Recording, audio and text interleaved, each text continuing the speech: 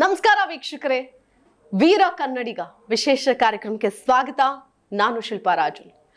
ವೀಕ್ಷಕರೇ, ಸಮಾಜದಲ್ಲಿ ಹಲವು ಸ್ತರದಲ್ಲಿ ತಮ್ಮದೇ ಆದಂತಹ ಕೊಡುಗೆಯನ್ನ ಕೊಟ್ಟು ಅದರಲ್ಲೂ ನಿಸ್ವಾರ್ಥವಾದ ಸೇವೆಯನ್ನ ಒದಗಿಸ್ತಾ ಇರುವಂತಹ ಹಲವು ವಿಶೇಷ ವ್ಯಕ್ತಿಗಳಿಗೆ ವೀರ ಕನ್ನಡಿಗ ಅನ್ನೋ ವಿಶೇಷ ಪ್ರಶಸ್ತಿಯನ್ನ ಜಿ ಕನ್ನಡ ನ್ಯೂಸ್ನಿಂದ ಕೊಡಮಾಡಲಾಗ್ತಾ ಇದೆ. ಜೊತೆಗೆ ಅವರ ಕುರಿತಾದಂತಹ ಒಂದಷ್ಟು ವಿಚಾರಗಳನ್ನ ನಿಮ್ಮ ಮುಂದಿಗೆ ಹಂಚ್ಕೊಳ್ತಾ ಇದ್ದೀವಿ. ಇವತ್ತಿನ ವೀರ ಕನ್ನಡಿಗ ವಿಶೇಷ ಕಾರ್ಯಕ್ರಮದಲ್ಲಿ ಒಬ್ಬ ಹಿರಿಯ ವಿಶೇಷ ವ್ಯಕ್ತಿಗಳಿದ್ದಾರೆ. ಯಾಕಂತಂದ್ರೆ ಇವರು ಜನರಲ್ ಮ್ಯಾನೇಜರ್, ಅಂದ್ರೆ retired general manager, steel authority of India. Retirement ಆದಮೇಲೆ ಆರಾಮಾಗಿ ಮನೆ, ಮಕ್ಕಳು, ಮೊಮ್ಮಕ್ಕಳು ಓಡಾಡ್ಕೊಂಡು ಇರೋಣ ಅನ್ನೋದ್ರ ಜೊತೆಗೆ ಸಮಾಜ ಸೇವೆಯಲ್ಲಿ ತೊಡಗಿಸ್ಕೊಂಡು ತಮ್ಮದೇ ಆದಂಥ ಒಂದು ಟ್ರಸ್ಟನ್ನು ತೆಗೆದು ಅನೇಕರಿಗೆ ದಾರಿದೀಪವಾಗಿ ಒಂದು ಕೌನ್ಸಿಲಿಂಗ್ ಮಾಡಿ ಟೀಚಿಂಗ್ ಮಾಡೋದ್ರ ಮೂಲಕ ತಮ್ಮದೇ ಆದಂತಹ ಕೊಡುಗೆಯನ್ನು ಕೊಡ್ತಾ ಇದ್ದಾರೆ. ಯಾವುದೇ ಫಲಾಪೇಕ್ಷೆಯನ್ನ ಬಯಸದೆ ಅನ್ನೋದನ್ನ ಅಂಡರ್ಲೈನ್ ಮಾಡಿ ಹೇಳೋದಕ್ಕೆ ಇಷ್ಟಪಡ್ತೀನಿ. ಯಾಕಂತಂದ್ರೆ ಒಂದು ದೊಡ್ಡ ಪೊಸಿಷನ್ಗೆ ಹೋಗಿ ಅದಾದ ನಂತರದಲ್ಲೂ ಕೂಡ ಸಮಾಜಮುಖಿ ಕೆಲಸಗಳಲ್ಲಿ ತೊಡಗಿಸ್ಕೊಂಡಿದ್ದಾರೆ. ತಡ ಯಾಕೆ ಅವರನ್ನ ಕಾರ್ಯಕ್ರಮಕ್ಕೆ ಸ್ವಾಗತ ಮಾಡೋಣ. ಇವತ್ತಿನ ನಮ್ಮ ವೀರ ಕನ್ನಡಿಗ ವಿಶೇಷ ಕಾರ್ಯಕ್ರಮದಲ್ಲಿದ್ದಾರೆ R K. Nagabhushan sir, retired general manager. Sir ನಮಸ್ಕಾರ, ಕಾರ್ಯಕ್ರಮಕ್ಕೆ ಸ್ವಾಗತ. ಹೇಗಿದ್ದೀರಿ ಸರ್? ತುಂಬಾ ಚೆನ್ನಾಗಿದ್ದೀನಿ. ಓಕೆ, ನಿಮ್ಮ ನೋಡಿದ್ರೆ ಖುಷಿ ಆಗುತ್ತೆ, ಖುಷಿಯಾಗೇ ಇರ್ತೀರಿ ಯಾವಾಗ್ಲೂ. ಜೊತೆಗೆ ನಿಮ್ಮ ಜಿ ಕನ್ನಡದವರು ನಮ್ಗೆ ಇನ್ವೈಟ್ ಮಾಡಿದ್ದು ಒಂದು great feeling for. Okay, thank you sir, thank you so much. ಒಂದು ಸಾಧಾರಣ ಕುಟುಂಬದಲ್ಲಿ ಹುಟ್ಟಿ ನಿಮ್ಮ ತಂದೆಯವರಿಗೆ ಒಂದು ಇಂಜಿನಿಯರಿಂಗ್ ಕೋರ್ಸೇ ಗೊತ್ತಿಲ್ಲ ಅಂತ ತಿಳ್ಪಟ್ಟೆ. ಅಂತಹ ಒಂದು ಕೋರ್ಸ್ ಅನ್ನ ಮಾಡಿ ಇಂಜಿನಿಯರಿಂಗ್ ಮಾಡಿ, ಸೊ ಇಲ್ಲಿ ಇಂಜಿನಿಯರಿಂಗ್ ಮಾಡೋದು ಅಷ್ಟೇ ಅಲ್ಲ, ಉನ್ನತ ಹುದ್ದೆಗೆ ಏರಿ ಜನರಲ್ ಮ್ಯಾನೇಜರ್ ಆಗಿ ರಿಟೈರ್ಡ್ ಆಗಿದ್ದೀರಿ. ಒಂದು ಲಾಸ್ ಅಲ್ಲಿದ್ದಂತಹ ಸ್ಟೀಲ್ ಪ್ಲಾಂಟ್ ಅನ್ನ ಪ್ರಾಫಿಟಬಿಲಿಟಿಗೆ ತಂದಂತಹ ಹೆಗ್ಗಳಿಕೆ ಕೂಡ ನಿಮಗೆ ಸಲ್ಲಬೇಕಾಗತ್ತೆ. ಪ್ರಾಫಿಟಬಲ್ 1 year ಮಾಡಿದ್ವಿ, ಮತ್ತೆ ಲಾಸಿಗೆ ಹೋಯ್ತು. ಅದೆಲ್ಲವನ್ನು ಕೂಡ ಮಾತಾಡ್ತಾ ಹೋಗೋಣ. ಮೊದಲಿಗೆ ನಿಮ್ಮ ಬಗ್ಗೆ ತಿಳ್ಕೊಳ್ಬೇಕು ಅನ್ನೋ ಆಸಕ್ತಿ. ಪ್ರಾರಂಭದಲ್ಲಿ ನಿಮ್ಮ ವಿದ್ಯಾಭ್ಯಾಸ ಅಥವಾ ಆ ಸಂದರ್ಭದಲ್ಲಿ ಏನಾಗಬೇಕು ಅನ್ನುವಂತಹ ಬಯಕೆ ಇತ್ತು ನಿಮಗೆ? ನಾನು ಹುಟ್ಟಿದ್ದು ಸಾಗರ, ಶಿವಮೊಗ್ಗ ಡಿಸ್ಟ್ರಿಕ್ಟ್ ಅಲ್ಲಿ. ಹೌದು. ಸಾಗರದಲ್ಲಿ ನಮ್ಮ ತಂದೆ ಅವರು ಬಿಸ್ನೆಸ್, ಅಂದ್ರೆ ನಮ್ದೊಂದು ದೊಡ್ಡ ಕುಟುಂಬ. ಮನೇಲಿ ಒಂದು 14 ಜನ ಇದ್ರು. ಓಹೋ. ದಿವಸ ಊಟಕ್ಕೆ 14 ಜನ ಇರ್ತಿದ್ರು. ನನ್ನ ಪ್ರೈಮರಿ ಸ್ಕೂಲು, ಮಿಡಲ್ ಸ್ಕೂಲು ಎಲ್ಲ ಗೌರ್ಮೆಂಟ್ ಸ್ಕೂಲಲ್ಲಿ. ಆಗಿನ ಕಾಲದಲ್ಲಿ ಈಗ ಜನಕ್ಕೆ ಗೊತ್ತಿರಲಿಲ್ಲ, ಆಗಿನ ಕಾಲದಲ್ಲಿ ನಾವು ಹೇಳ್ತಾ ಇರೋದು 70s 60s ಅಲ್ಲಿ ನಮಗೆ ಗೌರ್ಮೆಂಟ್ ಸ್ಕೂಲಿಗೆ ಹೋಗೋದೇ ಒಂದು ಹೆಗ್ಗಳಿಕೆ ಇತ್ತು. ನಮ್ಗೆ ಪ್ರೈವೇಟ್ ಸ್ಕೂಲಿಗೆ ಹೋಗೋದು ಬಾರ್ದು ಅಂತ ಇತ್ತು. ಪ್ರೈವೇಟ್ ಸ್ಕೂಲ್ ಪ್ರಭಾವ ಅಷ್ಟಾಗೇನು ಇರ್ಲಿಲ್ಲ. ಆಮೇಲೆ ಅದಾದ್ಮೇಲೆ ನಾನು ಲಾಲ್ ಬಹದ್ದೂರ್ ಶಾಸ್ತ್ರಿ ಕಾಲೇಜಲ್ಲಿ PUC ಮಾಡಿದೆ. I stood almost single digit in hole district. ಆಮೇಲೆ ನಾವೆಲ್ಲ ಅಪ್ಲೈ ಮಾಡಿದ್ವಿ ಇಂಜಿನಿಯರಿಂಗ್. ನನಗೆ ಈ NIT ಸುರತ್ಕ, ಅವಾಗ KRC ಸುರತ್ಕ ಅಂತ ಹೆಸರಿತ್ತು ಅವಾಗ. Government of India, it is equivalent to IITs. ಆ ಕಾಲೇಜಲ್ಲಿ ಅಡ್ಮಿಷನ್ ಸಿಕ್ತು ಫಸ್ಟ್ ರೌಂಡ್ ಅಲ್ಲಿ. ಇವಾಗಿನ IIT ಅವಾಗೆ ಮಾಡ್ಬಿಟ್ಟಿದ್ದೀರಾ ನೀವು ಅಂತ. ಓಕೆ ಸರ್, ನಿಮಗೆ ಇಂಜಿನಿಯರ್ ಆಗ್ಬೇಕು ಅನ್ನೋ ಕನ್ಸಿತ್ತಾ ಸರ್, ಅಥವಾ ಬೇರೆ ಏನಾದ್ರು ಕನ್ಸಿತ್ತಾ? ಇಂಜಿನಿಯರ್ ಆಗ್ಬೇಕು ಅಂತಾನೆ ಆಸೆ ಇತ್ತು. ಅದು ಕನಸು ನನಸಾಗುತ್ತೆ ಅಂತ ಗೊತ್ತಿರಲಿಲ್ಲ. ಓಕೆ. ಆ ಕಾಲೇಜಲ್ಲಿ ಅಡ್ಮಿಷನ್ ಆಯ್ತು. ಅದು residential college and it government of India. Fees ಎಲ್ಲ ಭಾಳ ಕಡಿಮೆ. ಒಂದು ಇಡೀ 5 yearsಗೆ ನಮ್ಮ ಫಾದರ್ ಒಂದು 5,000 ರೂಪಾಯಿ ಖರ್ಚು ಮಾಡಿದ್ದಾರೆ. ಆಗಿನ ಕಾಲಕ್ಕೆ ದೊಡ್ಡದೇ, 5,000 ದೊಡ್ಡದೇ, ಆದ್ರೂ ಅಫೋರ್ಡಬಲ್ ಇತ್ತು. ನಿಮಗೆ ಅಫೋರ್ಡಬಲ್ ಇತ್ತು. ಓದೋರು ಬೇಕಿತ್ತು ಅಷ್ಟೇ. ಎಕ್ಸಾಕ್ಟ್ಲಿ. ಆಮೇಲೆ ಇಂಜಿನಿಯರಿಂಗ್ ಮಾಡಿದ್ಮೇಲೆ ನಾನು ಸಾಗರದಲ್ಲಿ ಕಾವಡ್ ತಿಮ್ಮಪ್ಪನವರು ಒಂದು ಪಾಲಿಟೆಕ್ನಿಕ್ ಕಾಲೇಜ್ ಓಪನ್ ಮಾಡಿದ್ರು. ಕಾವಡ್ ತಿಮ್ಮಪ್ಪರು ನಮ್ಮ ಫಾದರ್ಗೆ ಭಾಳ ಬೇಕಾದವರು, ತುಂಬಾ ಬೇಕಾದವರು. ನಮ್ಮ ಮನೆಗೆಲ್ಲ ಭಾಳ ಬರ್ತಿದ್ರು. ಸೊ ನನಗೆ ಫೋರ್ಸ್ ಮಾಡಿ ಆ ಕಾಲೇಜು ಸ್ಟಾರ್ಟ್ ಮಾಡಬೇಕು, ಸ್ವಲ್ಪ ಹೆಲ್ಪ್ ಮಾಡೋದು. ಸೊ 2 years ಆ ಕಾಲೇಜ್ ಡೆವಲಪ್ ಮಾಡಿದೆ. ಸ್ಟಾರ್ಟಿಂಗಿಗೆಲ್ಲ ಹೆಲ್ಪ್ ಮಾಡಿದೆ. ದೆನ್ ಸಾಕು ಅನಿಸ್ತು. ನಮ್ಮ ಫಾದರ್ ನೀನು ಯಾವುದೋ ಇಂಡಸ್ಟ್ರಿಗೆ ಸೇರ್ಕ ಅಂತ. ನೀವು ಕಾಲೇಜಲ್ಲಿ ಇದ್ಕೊಂಡು ಅದನ್ನು ಕೂಡ ನೋಡಿಕೊಂಡು ಡೆವಲಪ್ಮೆಂಟ್ ಮಾಡಿ ಅದಾದ ಮೇಲೆ ನೀವು ಒಂದು ಕೆಲಸಕ್ಕೆ ಸೇರಬೇಕು ಅನ್ನುವಂಥ ನಿರ್ಧಾರಕ್ಕೆ ಮಾಡ್ತೀರಿ. ಆಮೇಲೆ ನಾನು VISL ಭದ್ರಾವತಿ, ವಿಶೇಷ ಐರನ್ ಅಂಡ್ ಸ್ಟೀಲ್ ಲಿಮಿಟೆಡ್. ಅದು ಒಂದು ಪ್ರೆಸ್ಟಿಜಿಯಸ್ ನೇಮ್. ಹೌದು. ಆ ಕಂಪ್ನಿಗೆ ಸೇರಿದೆ. ಫಸ್ಟ್ ಆಫ್ ಆಲ್ ಬೇಕಾದ್ರೆ ವಿಶೇಷ ಹೆಸರು ಕೇಳಿದ್ರೆ ನಮ್ಮ ಮೈ ಜುಮ್ಮನ್ ಅಲ್ವಾ ಅಂತವ್ರು. ಅದು ಇಂಜಿನಿಯರಿಂಗ್ ಮಾಡಿದ್ಮೇಲೆ ಅಂತಹ ಒಂದು ಕಾರ್ಖಾನೆಗೆ ಹೋಗಿ ಕೆಲಸ ಮಾಡೋದು ಅಂದ್ರೆ ಒಂದು ಹೆಮ್ಮೆಯ ವಿಚಾರ ಅಂತ. ನಾವು ಸೇರಿದಾಗ ಒಂದು ದೊಡ್ಡ ಕಂಪ್ನಿ, ಅದು 18,000 ಜನ ಇದ್ರು. ಕಾಂಟ್ರಾಕ್ಟ್ ಲೇಬರ್ಸ್ 3,000 ಜನ. ಆಗ ಮಧ್ಯಾಹ್ನ 3 ಗಂಟೆ ಶಿಫ್ಟ್ ಮುಗಿದ್ಮೇಲೆ ಹೊರಗೆ ಹೋಗೋಕ್ಕೆ ಯಾರು ಸ್ಕೂಟರ್ ಎಲ್ಲ ಕಮ್ಮಿ, ನಿಜ. ಸ್ಕೂಟರ್ ಡ್ರೈವ್ ಮಾಡ್ತಾರೆ, ಅವ್ನು ಇಂಡಿಯಾದಲ್ಲಿ ಎಲ್ಲಿ ಬೇಕಾದ್ರೆ ಡ್ರೈವ್ ಮಾಡ್ಬೋದು, ಆ ಥರ ರಶ್ ಇರ್ತಿತ್ತು. ಹೌದು ಹೌದು ಹೌದು. ಸೊ ಅಲ್ಲಿ ಜಾಯ್ನ್ ಆದೆ. ಆಮೇಲೆ ಫಸ್ಟ್ 10 years ನಾನು ಶಾಪ್ ಫ್ಲೋರಲ್ಲಿ ಕೆಲಸ ಮಾಡ್ತೇನೆ, ರೋಲಿಂಗ್ ಮಿಲ್ಸ್ ಅಲ್ಲಿ. ಏನಾದ್ರೂ ಚಾಲೆಂಜಿಂಗ್ ಅನ್ಸ್ತಾರೆ ಸ್ಟಾರ್ಟಿಂಗ್ ಅಲ್ಲಿ? ಹಾ, ಆ ಟೈಮಲ್ಲಿ ನಾವು ಒಂದು ಸ್ಪೆಷಲ್ ರೌಂಡ್ಸ್ ಮಾಡೋಗಿತ್ತು. Because I came from good college, ಒಂಥರ ಮೆರಿಟ್ ಇತ್ತು. ಸೊ ಆ ಅಸೈನ್ಮೆಂಟ್ ನನಗೆ ಕೊಟ್ಟರು. ದೆನ್ 6 months ಅಲ್ಲಿ I develop that. Then we started doing that round 60 rounds ಅಂತ. ದೆನ್ ಅದಾದ್ಮೇಲೆ then I was selected as a technical advisor to executive director. ಅದು real challenge. ಯಾಕಂದ್ರೆ every day whole plant almost ನಾವೇ ನೋಡಬೇಕಾಗುತ್ತೆ. I have to give feedback to for decision making to the executive director. So either finance, personal, HR, production, and external challenges will be there. Some government, everything. Then I worked there. Then we made a lot of changes, and almost 20% increase in production. We made a very big production challenges. Then to the 1 year from April, we started. This year we had to make profit. We make some concerted efforts with close coordination between some heads, and I was monitoring that. Then by grace of God, by help of Chairman Sale, we made a cash profit that year. It was a very satisfying feeling. ಯಾಕಂದ್ರೆ government ಕೆಲಸ ಅಂದಮೇಲೆ ಹೆಂಗೋ ನಡೆಯುತ್ತೆ, profit ಇದ್ರೂ ಕೆಲಸ ಇರುತ್ತೆ, loss ಇದ್ರೂ ಕೆಲಸ ಇರುತ್ತೆ, ಬರೋ ಸಂಬಳ ಬರುತ್ತೆ ಅನ್ನುವಂಥ ಅಧಿಕಾರಿಗಳೇ ಜಾಸ್ತಿ ನಾವೀಗ ನೋಡ್ತಾ ಇದ್ದೀವಿ. I differ with you. But ಆದ್ರೆ ನಿಮ್ಮಂಥವ್ರು ಅದಕ್ಕೆ ವಿಭಿನ್ನವಾಗಿ ನಿಲ್ತಾರೆ ಅಂತ ಹೇಳಕ್ ಬಂದೆ ನಾನು. ಯಾಕಂದ್ರೆ ನಾವು ಸರ್ಟನ್ ಡಿಸಿಷನ್ ತಗೊಂಡಿದ್ವಿ ಅಲ್ಲಿ ಅದೇ ಕಂಪ್ನಿಯಲ್ಲಿ. ಆ ದೊಡ್ಡ ಯಾರು Adani group was supplying coal. ಅವಾಗ he himself came and told me, sir private ಸೆಕ್ಟರ್ಲಿ ಇಷ್ಟು ಫಾಸ್ಟ್ ಡಿಸಿಷನ್ ಆಗಲ್ಲ ಸರ್, ನಿಮ್ಮ ಕಂಪ್ನಿಯಲ್ಲಿ ಡಿಸಿಷನ್ ಆಗುತ್ತೆ. It all depends on the person attitude. It not private sector. ನಿಮ್ಮ ಆಂಬಿಷನ್ ಹೆಂಗಿತ್ತು ಸರ್ ಆ ಟೈಮಲ್ಲಿ? ಏನು ಅಂದ್ರೆ ಈಗ ಗೌರ್ಮೆಂಟ್ ಸೆಕ್ಟರು, ಅದು ವಿಶ್ವೇಶ್ವರಯ್ಯ ಉಕ್ಕು ಕಾರ್ಖಾನೆ ಅಂತಂದಾಗ ದೇಶದಲ್ಲೇ ಹೆಸರಿದ್ದಂತಹ ಕಾರ್ಖಾನೆ ಆ ಹೊತ್ತಿಗೆನೆ. ಬಟ್ ಈಗ ಪರಿಸ್ಥಿತಿ ಬದಲಾಗಿದೆ ಬಿಡಿ. ಆದ್ರೆ ಆಗ ನೀವು ಒಂದು ಒಳ್ಳೆ ಪೊಸಿಷನ್ ಅಲ್ಲಿ ಇದ್ರಿ, ಚೆನ್ನಾಗಿ ಓದ್ಕೊಂಡು ಬಂದಿದ್ರಿ. ಸೊ ನಿಮ್ಮ ನಾಲೆಡ್ಜನ್ನ ಎಕ್ಸಿಕ್ಯೂಟ್ ಮಾಡೋದಕ್ಕೆ ಒಂದು ಉತ್ತಮ ಸ್ಥಳಾವಕಾಶ ಅಂತ ಅನ್ಸುತ್ತೆ. No doubt. ಆ ಟೈಮಲ್ಲಿ ನಮಗೆ ಮನಸ್ಸಲ್ಲಿ ಏನಿತ್ತು ಅಂದ್ರೆ, ನಾನು ಸೇರಿದ ದಿವಸದಿಂದನೂ ಅದೇ ಕಂಪ್ನಿಯಲ್ಲಿ ಲಾಸ್ ಮೇಕಿಂಗ್ ಪ್ಲಾಂಟ್ ಅದು ಕೇಳಿ ಒಂಥರ ನಮ್ಗೆ ಬೇಸದ್ ಬಿಟ್ಟಿದ್ದೆ. ಯಂಗ್ಸ್ಟರ್ ಆಗಿ ನಾವು ಜಾಯ್ನ್ ಆದಾಗ ಯಾರು ಜಾಯ್ನ್ ಆದಾಗ ಇದೇನು ಲಾಸ್ ಮೇಕಿಂಗ್ ಪ್ಲಾಂಟ್ ಯಾಕಪ್ಪ ಜಾಯ್ನ್ ಆದ ಅಂತ ಅನ್ಸುತ್ತೆ.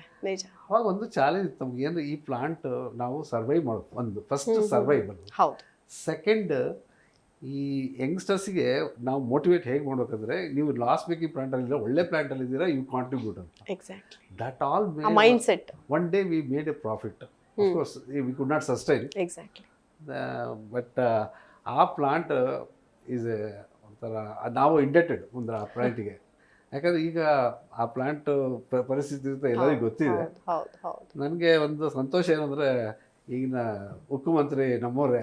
ಹೌದು, ಏನಾದ್ರು ಬದಲಾವಣೆ ಆಗತ್ತಾ ಅನ್ನೋ ಒಂದು ನಿರೀಕ್ಷೆಯಲ್ಲಿ ಆ ಪ್ಲಾಂಟ್ ಸೀಲ್ ಟೇಕ್ ಓವರ್ ಆದಾಗ ವಿ ಕೃಷ್ಣಮೂರ್ತಿ ಅಂತ, you must have heard, Maruti chairman ಆಗಿದ್ರು, ಅವ್ರು ನಮ್ಮ ಸೈಲ್ ಚೇರ್ಮನ್. ಅವಾಗ ರಾಜೀವ್ ಗಾಂಧಿ ಅವ್ರು ಬಂದು ಪ್ಲಾಂಟ್ ತಗೊಂಡ್ರು as a subsidiary. In 99 VISL part of sale ಆಯಿತು. All thanks and great credit goes to mister Deve Gowda. He was Prime Minister. That was the last decision he took on that day. As a Prime Minister. ಅದನ್ನ ಮರೆಯಂಗಿಲ್ಲ ನಾವು, ಭದ್ರಾವತಿಯಲ್ಲಿ ಯಾರು ಮರೆಯಲ್ಲ. So ಅದೇ ಥರ ಅವ್ರ ಮಗ ಬಂದಿದ್ದಾರೆ, ಆ ಪ್ಲಾಂಟ್ ಉಳಿಸ್ತಾರೆ ಅಂತ ನಂಗೆ ಒಂಥರ ನಂಬಿಕೆ ಇದೆ. ನಾವು ಆ ನಂಬಿಕೆನ ಇಟ್ಕೊಂಡು ಸಾಗೋಣ. ಬಿಕಾಸ್ ನಿಮಗೆ ಅದರ ಒಂದು ಬೆಲೆ ಗೊತ್ತಿರುತ್ತೆ. ಯಾಕಂತಂದ್ರೆ ನೀವು ಒಂದ್ ರೀತಿಯಾಗಿ ಕೆಲಸ ಮಾಡಿದ್ದೀರಿ ಅನ್ನೋದಕ್ಕಿಂತ ರಕ್ತ ಬಸ್ತು ಕೆಲಸ ಮಾಡಿರ್ತೀರಿ. ಯಾಕಂದ್ರೆ ನಾವು ಅಷ್ಟೇ ಹೇಳ್ತೀವಿ ಭದ್ರಾವತಿ ಗೋಲ್ಡ್ ಅಂತೀವಿ, ಬಟ್ ಆದ್ರೆ ಅಲ್ಲಿ ಕೆಲಸ ಮಾಡಿದವ್ರಿಗೇನೆ ಅದರ ಒಂದು ಇಂಪಾರ್ಟೆನ್ಸ್ ಗೊತ್ತಿರತ್ತೆ. ಯಾಕಂದ್ರೆ ಅದನ್ನ ಲಾಸ್ ಮೇಕಿಂಗ್ ಇಂದ ಪ್ರಾಫಿಟಿಗೆ ತಂದ್ರಿ, ಬಟ್ ಅದನ್ನ ಉಳಿಸ್ಕೊಳಕ್ ಆಗ್ಲಿಲ್ಲ ಅಂತ. ಬಟ್ ಆದ್ರೆ ನಿಮ್ಮ ಜರ್ನಿ ಅಲ್ಲಿಗೆ ನಿಲ್ಲಿಲ್ಲ, ಅಲ್ಲಿಂದ ಇನ್ನೂ ಎತ್ತರಕ್ಕೆ ಬೆಳೆಯೋದಕ್ಕೆ ಕಾರಣ ಆಯ್ತು, ಒಂದು ಭದ್ರ ಬುನಾದಿ ಆಯ್ತು. ಸೇಲಂಗೆ ಹೋಗ್ತೀರಿ ನೀವು, ಸ್ಟೀಲ್ ಅಥಾರಿಟಿ ಆಫ್ ಇಂಡಿಯಾ. ನಾನು ಡೆಪ್ಯೂಟಿ ಜನರಲ್ ಮ್ಯಾನೇಜರ್ ಆಗಿ ಸೇಲಂ ಸ್ಟೀಲ್ ಪ್ಲಾಂಟ್. ಅಲ್ಲಿ ಆಗ ಸೇಲಂ ಸ್ಟೀಲ್ ಪ್ಲಾಂಟ್ ಅಂದ್ರೆ ಎಲ್ಲರಿಗೂ ಗೊತ್ತಿರುತ್ತೆ, ಇಂಡಿಯಾದಲ್ಲಿ ಮನೆ ಹೆಂಗಸ್ರಿಗೆ ಜಾಸ್ತಿ ಗೊತ್ತಿರುತ್ತೆ. ಸ್ಟೇನ್ಲೆಸ್ ಸ್ಟೀಲ್ ಸಾಮಾನು ತಗೊಂಡ್ರೆ ಸೇಲಂದ ಅಂತ ಕೇಳ್ತೀವಿ, ನಮ್ದೇ ಆ ಪ್ಲಾಂಟ್ ಅಷ್ಟು ಫೇಮಸ್ ಅದು. ಆ ಪ್ಲಾಂಟಲ್ಲಿ 2500 crores ಇನ್ವೆಸ್ಟ್ಮೆಂಟ್ ಇತ್ತು. ಹಾ project, big project, 2500 crores very big money. ನಿಮಗೊಂದು ದೊಡ್ಡ ಚಾಲೆಂಜ್ ಅಂತ ಅನ್ಸುತ್ತೆ. ಆವಾಗ ಪ್ರಾಜೆಕ್ಟ್ ಮಾನಿಟರಿಂಗ್ ಹೆಡ್ ಆಗಿದೆ ನಾನು ಅಲ್ಲಿ ಹೋದಾಗ. ಎವ್ರಿ ಡೇ ಮಾನಿಟರಿಂಗ್ ಮಾಡೋದು. ದೆನ್ ಆ ಪ್ಲಾಂಟಲ್ಲಿ ಒಂದ್ಸಲ ಎಲ್ಲ ಸೆಟಪ್ ಆದಮೇಲೆ ಸ್ಟೀಲ್ ಮೇಕಿಂಗ್ ಶಾಪ್ ಅಂದರೆ ದ್ರವ ಉಕ್ಕು ಓಕೆ ಅಲ್ಲಿ ಮಾಡ್ತೀವಿ. ಅವರು ಸೇಲಂನಲ್ಲಿ ಅದು ನೋಡೇ ಮೊದಲೇ ಬರೀ ರೋಲಿಂಗ್ ಮಾಡ್ತಿದ್ರು. ಅಂದ್ರೆ ಈಗ ಬಾರ್ ಇದ್ರೆ ಶೀಟ್ ಮಾಡೋದು, ಶೀಟ್ ಇದ್ರೆ ಇನ್ನು ತಿನ್ ಶೀಟ್ ಮಾಡೋದು ಅಷ್ಟೇ ಗೊತ್ತು ಅವರಿಗೆ. ನಾವು ಹೋದ್ರೆ ಸ್ಟೀಲ್ ಮಾಡೋದು ಸ್ಟಾರ್ಟ್ ಮಾಡೋದಲ್ಲ. ಟೆಕ್ನಾಲಜಿ ಇರಲಿಲ್ಲ ಅಲ್ಲಿ. ನಾನು Bhadravati I took some people, my own friends, and ಯಾವ ಭದ್ರಾವತಿಯಿಂದ ಕರ್ಕೊಂಡು ಹೋದ್ರಿ ಅಂತ ಗೊತ್ತಾಯ್ತವ ಆ ಟೈಮಲ್ಲಿ. ಟ್ರಾನ್ಸ್ಫರ್ ಸಮ್ ಪೀಪಲ್ ಅಂಡ್ ಸ್ವಲ್ಪ ಎಂಪ್ಲಾಯ್ಸ್ ತಗೊಂಡೋದು ಅಲ್ಲಿ, ಟ್ರೈನ್ ಡ್ರೈವಿಂಗ್ ಆ ಥರದ್ದು.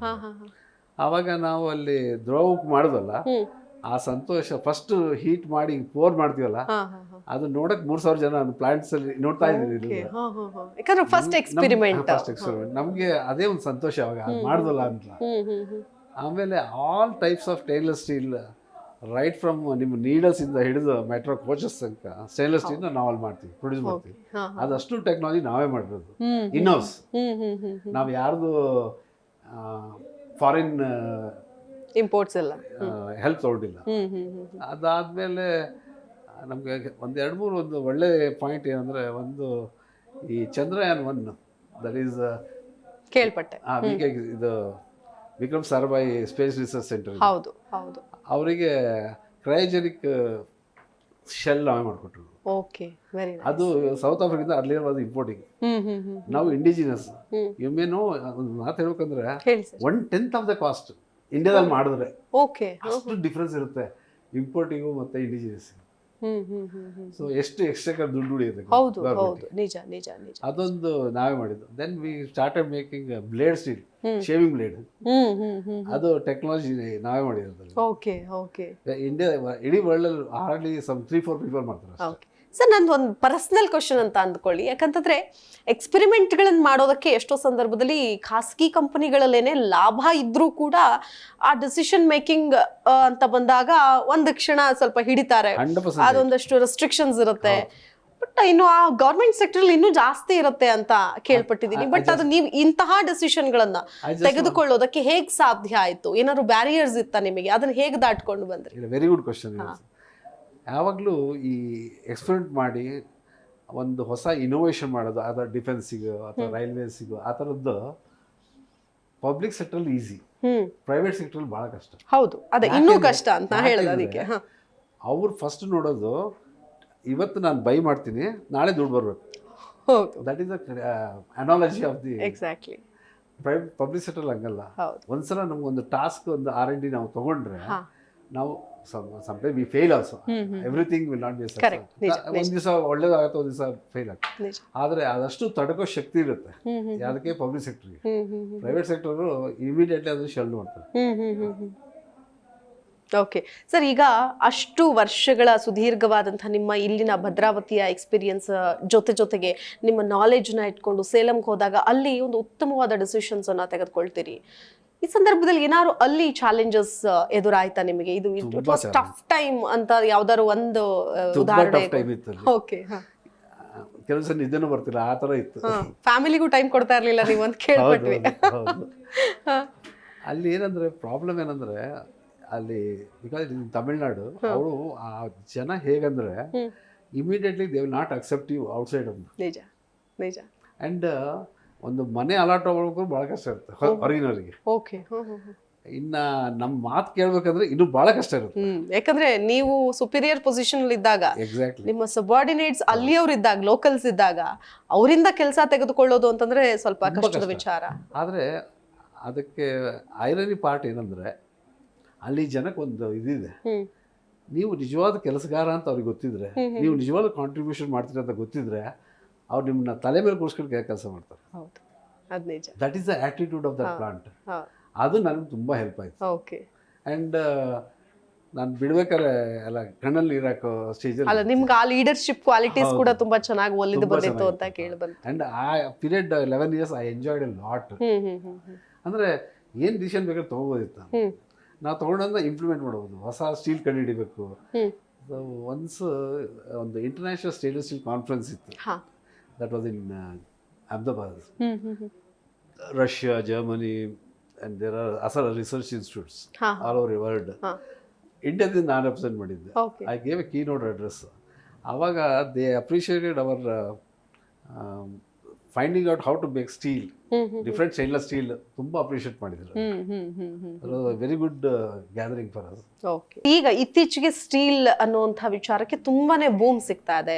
ಬೇರೆ ಬೇರೆ ಕಂಪನಿಗಳ ಅದಾನಿ ಸ್ಟೀಲು, ಟಾಟಾ ಸ್ಟೀಲ್ ಎಲ್ಲ ನೋಡ್ತಾ ಇದೀವಿ. ಬಟ್ ನಮ್ಮ ಭಾರತದಲ್ಲಿ ಅಂದ್ರೆ ಇಂಡಿಯನ್ ಈಗ steel authority of India Salem ಆಗಿರ್ಬೋದು ಅಥವಾ ನಮ್ಮ ರಾಜ್ಯದಲ್ಲಿರುವಂತಹ ಭದ್ರಾವತಿ ಕಾರ್ಖಾನೆನೇ ಆಗಿರ್ಬೋದು, ಅನೇಕ ಉಕ್ಕು ಕಾರ್ಖಾನೆಗಳಿದಾವೆ. ಬಟ್ ಯಾಕೆ ಆ ಮಟ್ಟಿಗಿನ ಯಶಸ್ಸನ್ನ ಪಡೆಯೋದಕ್ಕೆ ಸಾಧ್ಯ ಆಗ್ಲಿಲ್ಲ? ಏನ್ ಹೇಳ್ತೀರಿ? I'll give one scenario of the steel. Earlier we were producing hardly 30-40 million tons. Okay. Last year and this year India is making 125 million tons. SAIL, Jindal, Tata Steel, these are the major players. ಹೌದು. So 125 million ton. But ಇಂಡಿಯಾದಲ್ಲಿ ಇನ್ಫ್ರಾಸ್ಟ್ರಕ್ಚರ್ಗೆ government is spending ತುಂಬ ಹಣ ಖರ್ಚು ಮಾಡ್ತಾ ಇದೆ. Correct. ಎಲ್ಲದಕ್ಕೂ steel ಬೇಕು. ಹೌದು. ಸೊ ನಾವು ಮಾಡ್ತಾ ಇರೋದು ಸಾಲೋದಿಲ್ಲ. We still import around 6 lakhs to 7 lakhs ton from China and other countries. But ambition 2030 India will make around 300 million tons. ಅಷ್ಟು ಎಕ್ಸ್ಪೆನ್ಷನ್ ನಡೀತಾ ಇದೆ ಈಗ. ಓಕೆ. ಸೈಲು ಮಾಡ್ತಾ ಇದ್ದಾರೆ, ಪ್ರೈವೇಟ್ನವರು ಮಾಡ್ತಾ ಇದ್ದಾರೆ, ಆಮೇಲೆ ಅದರ್ ಸ್ಟೀಲ್ ಪ್ಲಾಂಟ್ನು ಸ್ಟಾರ್ಟ್ ಆಗ್ತಾ ಇದೆ. ಓ ನೈಸ್. ಸೊ ಕುಮಾರಸ್ವಾಮಿ ಅವರಿಗೆ ಇದೊಂದು ದೊಡ್ಡ ಚಾಲೆಂಜ್ ಈಗ. ಓಕೆ. ಐ ಥಿಂಕ್ ಅವ್ರು ಮಾಡ್ತಾರೆ ಅಂತ ನಮ್ಗೆ ನಿಜವಾಗ್ಲೂ ಭರವಸೆ. ಓಕೆ ಸರ್, ಈಗ ಆ ಚಾಲೆಂಜಸ್ ಅನ್ನ ಹೇಳಿದ್ರಿ, ಅದ್ರ ಜೊತೆಗೆ ಒಂದು ಸ್ಯಾಟಿಸ್ಫ್ಯಾಕ್ಟರಿ ಮೂಮೆಂಟ್ ಅಂತ ಇರುತ್ತೆ ನಿಮ್ಮ ಇಡೀ ಜೀವನದಲ್ಲಿ. ಹೇಳಿದ್ರಿ, ಒಂದು ನಮ್ಮ ಭದ್ರಾವತಿ ಉಕ್ಕು ಕಾರ್ಖಾನೆಗೆ ಹೋಗಿ 25 ವರ್ಷದಿಂದ ಲಾಸ್ ಮೇಕಿಂಗ್ ಅಲ್ಲಿ ಇದ್ದಂತಹದನ್ನು ಒಂದ್ ಸ್ವಲ್ಪ ಪ್ರಾಫಿಟಿಗೆ ತಂದ್ರಿ. ಬಟ್ ತುಂಬಾ ದಿನ ಸಸ್ಟೈನ್ ಆಗ್ಲಿಲ್ಲ because of some various reasons ಅಂತ ಹೇಳ್ಬೋದು. ನೀವು ಅಲ್ಲಿ ಹೋದಾಗ, ಸೇಲಂಗೆ ಹೋದಾಗ ತೆಗೆದುಕೊಂಡ ನಿರ್ಧಾರ, ತುಂಬಾ ಸ್ಯಾಟಿಸ್ಫ್ಯಾಕ್ಷನ್ ಕೊಟ್ಟ ನಿರ್ಧಾರ ಅಂದ್ರೆ ಯಾವ್ದನ್ನ ಹೇಳೋದಕ್ಕೆ ಇಷ್ಟಪಡ್ತೀರಿ? ಅಲ್ಲಿ ಒಂದು ಚಾಲೆಂಜ್ ಏನಂದ್ರೆ, ಪ್ರೂವನ್ ಟೆಕ್ನಾಲಜಿ ಅಂತ ಏನೂ ಇರಲಿಲ್ಲ. ನಾವು ಮಾಡಿದೆ ಟೆಕ್ನಾಲಜಿ. ಓಕೆ. ಸೊ ನಾವು ಮನಸ್ಸಲ್ಲಿ ಏನು ಕನ್ಸ್ಯೂಮ್ ಮಾಡ್ತೀವಿ ಅದನ್ನ ಇಂಪ್ಲಿಮೆಂಟ್ ಮಾಡ್ತೀವಿ. ಅದಕ್ಕೆ ಸ್ವಾತಂತ್ರ್ಯ ಇತ್ತಲ್ಲಿ ತುಂಬ. ಅದು ಒಂಥರ ಸ್ಯಾಟಿಸ್ಫ್ಯಾಕ್ಷನ್ ನಮಗೆ. ಆಮೇಲೆ ಜನಕ್ಕೆ ಟ್ರೈನಿಂಗ್ ಕೊಡೋದಿರುತ್ತೆ. ಯಾಕಂದ್ರೆ ಈ ಲಿಕ್ವಿಡ್ ಸ್ಟೀಲ್ ಇರುತ್ತಲ್ಲ, temperature around 1600 degrees temperature, 1600 degree. So burn ಆಗದೆ ನೋಡ್ಕೊಬೇಕು. ನಿಮ್ಮೊಂದು ಸಂತೋಷ ವಿಷಯ ಏನಂದರೆ, ನಾನು ಹೋಲ್ ಪೀರಿಯಡಲ್ಲಿ ಒಂದು ಫೇಟಲ್ ಆಗಲಿಲ್ಲ. That is my greatest achievement for me. Satisfactory moment. ಯಾಕಂದರೆ ಸ್ಟೀಲ್ ಪ್ಲಾಂಟಲ್ಲಿ ಫೇಟಲ್ ಈಸ್ ಆಗ್ತಾ ಇರುತ್ತೆ. ಎಕ್ಸಾಕ್ಟ್ಲಿ. ಆ್ಯಂಡ್ ಜನರಲ್ ಮ್ಯಾನೇಜರ್ ಯಾರು ಆಗ್ತಾರಲ್ಲ, ಅವ್ರ ಮೇಲೆ ರೆಸ್ಪಾನ್ಸಿಬಲ್. ಎಕ್ಸಾಕ್ಟ್ಲಿ. ಲಾಸ್ ಆದ್ರೂ ಅವರೇ ಕಾರಣ, ಲಾಭ ಆದ್ರೂ ಅವರೇ ಕಾರಣ ಅಂತ. ಓಕೆ ಸರ್, ಈಗ ಎಲ್ಲರಿಗೂ ಈಗ ನೀವು ಆ ಒಂದು ಕೊಡುಗೆಯನ್ನ ಕೊಟ್ಟಿದ್ದೀರಿ, ಸಾಕಷ್ಟು ಎಕ್ಸ್ಪೆರಿಮೆಂಟ್ಗಳನ್ನ ಮಾಡ್ತಾ ಇದ್ರಿ, ಜೊತೆಗೆ ಒಂದಷ್ಟು ಸಮಾಜಮುಖಿ ಕೆಲಸಗಳಲ್ಲಿ ತೊಡಕೊಳ್ತಾ ಇದ್ರಿ. ಎಷ್ಟೋ ಅಲ್ಲೇನೆ ಸೇಲಮಲ್ಲೇನೆ ಅನೇಕ ಕಾಲೇಜ್ಗಳಿಗೆ ಹೋಗಿ ನೀವು ಕೌನ್ಸಿಲಿಂಗ್ ಆಗಿರಬಹುದು, ಟೀಚಿಂಗ್ ಆಗಿರ್ಬೋದು, ಟೆಕ್ನಿಕಲ್ ಸ್ಕಿಲ್ಸ್ ಅನ್ನ ನೀವು ಹೇಳ್ಕೊಡ್ತಾ ಇದ್ರಿ. ಇದು ಯಾವ ರೀತಿಯಾಗಿ? ಅದು ಏನಂದ್ರೆ, ನಾನು ಇಂಜಿನಿಯರಿಂಗ್ ಕಾಲೇಜ್ ಹೊರಗೆ ಬಂದಾಗ ನನಗೆ ಟೀಚಿಂಗ್ ಅನ್ನೋದು ಒಂಥರ ಪ್ಯಾಷನ್. ಬಿಕಾಸ್ ಕಾಲೇಜ್ ಬೇರೆ ನಡೆಸ್ ಬಂದಿದ್ರಿ, ಅದಕ್ಕೆ ಒಂಥರ ಪ್ಯಾಷನ್. ನಿಮ್ಗೆ ಯಾವ್ದಾರ ಒಂದು ವರ್ಕಲ್ಲಿ ಸಕ್ಸಸ್ ಸಿಗ್ಬೇಕಂದ್ರೆ ಪ್ಯಾಷನ್ ಇರಬೇಕು. ಕ್ರಿಕೆಟ್ ಆಗಲಿ ಯಾವುದೇ ಆಗಲಿ. ಸೊ ನನಗೆ ಒಂದು ತಿಂಗಳಲ್ಲಿ ಅಥವಾ 2 months ಒಂದ್ಸಲ ನಮಗೆ ಇಂಜಿನಿಯರಿಂಗ್ ಕಾಲೇಜಲ್ಲಿ ಕರೀತಿದ್ರು. ಯೂಶಲಿ ಇಂಜಿನಿಯರಿಂಗ್ಸ್ ಡೇ ಇಂಥ ಒಂದು ಫಂಕ್ಷನ್ಗೆ ಅಲ್ಲಿ ಒಂದು ಕೀನೋಟ್ ಅಡ್ರೆಸ್. ನಾನು ಯೂಶಲಿ ಅಲ್ಲಿ ಕೀನೋಟ್ ಅಡ್ರೆಸ್ ಅಂದ್ರೆ ಇಂಡಿಯನ್ ಸ್ಟೀಲ್ ಇಂಡಸ್ಟ್ರಿನೇ ಐ ಯೂಸ್ ಟು ಚೂಸ್. ಯಾಕಂದ್ರೆ ಕಾಲೇಜ್ ಮಕ್ಕಳಿಗೆ ಸ್ಟೀಲ್ ಬಗ್ಗೆ ಗೊತ್ತಿರಲ್ಲ. So I use to train.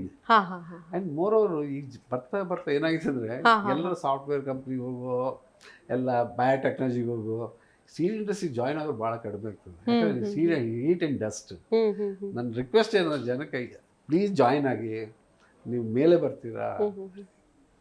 Sir, ಈಗ ನನ್ಗೆ ಒಂದು ಏನು ಅಂದರೆ, ಸ್ಟಾರ್ಟಪ್ಗಳನ್ನು ಮಾಡೋದಕ್ಕೆ ಹಿಂಜರಿತಾರೆ ನಮ್ಮವರು ಅಂತ. ಬಟ್ ನೀವು ಹೇಳ್ತೀರಾ ಇಷ್ಟೊಂದು ಅಗಾಧವಾದಂತಹ ಅವಕಾಶಗಳಿದೆ.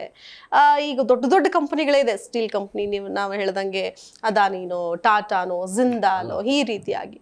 ಬಟ್ ಯಾಕೆ ಸ್ಟಾರ್ಟಪ್ನಲ್ಲಿ ಯುವಕರು ಈ ಒಂದು ಫೀಲ್ಡಲ್ಲಿ ತೊಡಗಿಸ್ಕೊಳ್ತಾ ಇಲ್ಲ? ಅಲ್ಲಿ ಚಾಲೆಂಜಸ್ ಏನು ಹೇಳ್ತೀರಿ ಅವ್ರಿಗೆ? ರೀಸನ್ ಇಷ್ಟೇ, steel company cannot be A startup company. Okay. ಯಾಕಂದರೆ 1 million ton plant green field plant ಮಾಡಬೇಕಂದ್ರೆ ಈಗಿನ ಪ್ರೆಸೆಂಟ್ ನೋಡಿದ್ರೆ 50,000 crores ಬೇಕು. Too much money for startup. Exactly. ಈ ಸ್ಟಾರ್ಟ್ಅಪ್ ಮಾಡೋದು ಅಂದರೆ ಈಗ ಇಬ್ಬರು ಹುಡುಗರು ಕಾಲೇಜಿಂದ ಬರ್ತಾರೆ, ಸ್ಟಾರ್ಟ್ಅಪ್ ಮಾಡ್ತಾರೆ, ಅವ್ರು ಒಂದು ಬಜೆಟ್ ಇರುತ್ತೆ 10 lakhs 20 lakhs. ಸ್ಟೀಲ್ ಮೇಕಿಂಗ್ ಮಾಡೋಕ್ಕಾಗಲ್ಲ. ಐದರ್ ಗೌರ್ಮೆಂಟ್ ಮಾಡಬೇಕು, ಇಲ್ಲ ಪ್ರೂವನ್ ಬಿಗ್ ಪೀಪಲ್, ಅಥವಾ ಕೋರಸ್ ಸ್ಟೀಲ್, ಅಟ್ಲಾಸ್ ಸ್ಟೀಲ್, ಆ ಥರದ್ದು. ನಿಜ ನಿಜ ನಿಜ. ಓಕೆ, ಇದಾದ ಮೇಲೆ ನಿಮ್ಮ ಒಂದು ನಿವೃತ್ತಿ ಸಮಯ. ಯಾಕಂತಂದ್ರೆ ನೀವು ಹೇಳಿದ್ರಿ ಪ್ರಾರಂಭದಲ್ಲಿ ಹೋದಾಗ ನನ್ನ ಅಕ್ಸೆಪ್ಟೇ ಮಾಡ್ಕೊಳ್ತಾ ಇರಲಿಲ್ಲ, ಬಟ್ ಹೋಗುವಾಗ ಕಣ್ಣೀರ್ ಹಾಕಿ ಕಳಿಸಿದ್ರು ಅಂತ. ಇದಕ್ಕಿಂತ ಸನ್ಮಾನ ಇನ್ನ ಬಹುಶಃ ಯಾರಿಗೂ ಕೂಡ ಬೇಡ. ಯಾಕಂದ್ರೆ ನೀವು ಒಂದು ಭಾರತ ದೇಶಕ್ಕೆ ಕೊಟ್ಟಂತಹ ಸೇವೆ ಅಂತ ಹೇಳ್ಬೋದು. ಇದನ್ನ ಕೇವಲ ಒಂದು ಗೌರ್ಮೆಂಟ್ ಜಾಬ್ ಅಂತ ಅನ್ನೋದಕ್ಕಿಂತ ಒಂದು ಉನ್ನತ ಸ್ಥಾನಕ್ಕೆ ಏರ್ತೀರಿ, ಜನರಲ್ ಮ್ಯಾನೇಜರ್ ಆಗ್ತೀರಿ, ಅದಾದ್ಮೇಲೆ ರಿಟೈರ್ಮೆಂಟ್ ಆಗುತ್ತೆ, ಅದಾದ್ಮೇಲೂ ಕೂಡ ಒಂದಷ್ಟು ಸಮಾಜಮುಖಿ ಕೆಲಸಗಳು. ಫಸ್ಟ್ ಆಫ್ ಆಲ್ ನಿಮ್ಮ ರಿಟೈರ್ಮೆಂಟ್ ಬಗ್ಗೆ, ನಿಮ್ಮ ಸ್ಯಾಟಿಸ್ಫ್ಯಾಕ್ಟರಿ ಬಗ್ಗೆ, ಅವತ್ತಿನ ದಿನಕ್ಕೆ ನಾನು ಇನ್ನಷ್ಟು ವರ್ಷಗಳ ಕಾಲ ಕೆಲಸ ಮಾಡಬೇಕು ಅನ್ನೋದಿತ್ತ ಸರ್, ಏನ್ ಹೇಳ್ತೀರಿ? ರಿಟೈರ್ ಆದ್ಮೇಲೆ ನಾನು ಬಂದಾಗ ನಾನು ಒಂದು 1 year ಬ್ಯಾಕೆ ನನ್ನ ರಿಟೈರ್ಮೆಂಟ್ ಪ್ಲಾನ್ ಫ್ರೇಮ್ ಮಾಡಿದ್ದೆ. ಓ ನೈಸ್, ಪ್ರಾಕ್ಟಿಕಲ್ ಫುಲ್ ನೀವು. ಅದು ನನ್ನ advice to all the people who are retiring. Very nice. ಯಾಕಂದ್ರೆ need to accept it alva. I have seen my brother died just after retirement. He was Kannada and Culture Secretary, Kannada IAS officer. ನನ್ನ sister husband. ಆವಾಗ ನನ್ನ ತಲೆಗೆ ಹೋಯ್ತು, ರಿಟೈರ್ಮೆಂಟ್ನ we must plan first ಅಂತ. ನಾವು ಮಾಡಿದ್ದೆ. ನಾನು ರಿಟೈರ್ ಆಗಿ ಬಂದು 3 monthsಗೆ ಐ ಜಾಯಿನ್ ಒಂದು ಕಂಪನಿ. ಹೌದು, ಅದೇ ಡೈರೆಕ್ಟರ್ ಆಗಿ. ನಿಜ. ಅಂಡ್ ಆಲ್ಫಾಜಾಯ್ಡ್ ಅನ್ನೋ ಒಂದು ಕಂಪನಿ.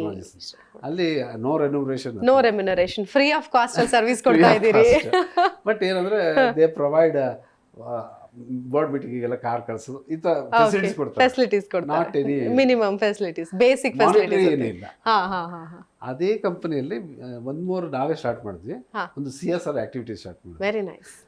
ನಿಮ್ಗೆ ಗೊತ್ತಿರ್ಬೋದು, ಆಟೋ ರಾಜ ಅಂತ ಒಂದು ಕೇಳಿರ್ಬೋದು.